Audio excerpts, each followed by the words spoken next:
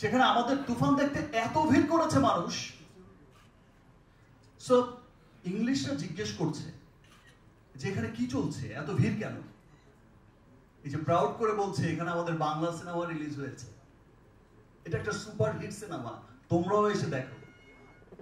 এই যে হলের মধ্যে সবাই উৎসব করছে, নাচানাচি করছে, পরিবার পরিজন নিয়ে দেখছে, এটাই জানান দেয় যে আসলে বাংলাকে, বাংলার বাইরেও যারা থাকে গোটা বিশ্বে ছড়িয়ে, তারা অনেক ভালোবাসে, অনেক দেখতে চায়।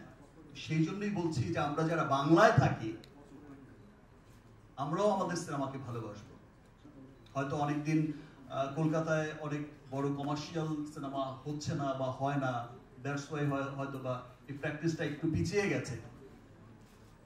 বাট আমি এইটুকু বলতে পারি যে তুফান থেকে যে তুফান উঠেছে, এই তুফান কখনো থামবে না। এই তুফান থামার নয়। বাংলায় তুফান উঠেছে, ওপার হোক এপার হোক, বাংলার তুফান কখনো থামবে না। এবং বাংলা জানিয়ে যাবে উইদিন শর্ট টাইম যে ইয়েস আমরাও আছি। হলিউড বলিউডের সাথে, তামিলের সাথে, পৃথিবীর বড় বড় বিখ্যাত সিনেমা ইন্ডাস্ট্রির সাথে, কোরিয়ান ফিল্ম, যেই ফিল্মই দেখি আমরাও বলতে পারবো ইয়েস দেখো আমাদের সিনেমাও পিছিয়ে নেই, টপ চার্টে আছি ভাই। আমরাও বলতে পারবো যে ইয়েস। ইনফ্যাক্ট শীর্ষ ধনী অ্যাক্টরদের লিস্টও ইনশাআল্লাহ আমরাও থাকবো। 1-2 না থাকলেও টপ 5 তো থাকবোই না। এভাবে যদি 25% করে পাই, কনফার্ম কয়েক বছরের মধ্যেই বাস হয়ে গেল খেলা। Thank you everyone. চলুন আমরা সিনেমা দেখি এবং আপনারা সকলে বাংলাকে ভালোবাসেন, দ্যাটস ওয়াই এত অধীর আগ্রহে বসে আছেন, এতক্ষণ আমার বকবক শুনলেন। বাট আমি কনফিডেন্সের সাথে বলছি,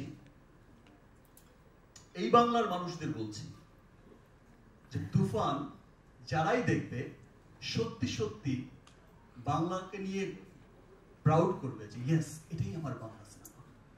দেখো আমার বাংলা সিনেমা কত দূর এগিয়েছে, দেখো মিমির উড়াধুরা করে ফেলেছে লিটারালি।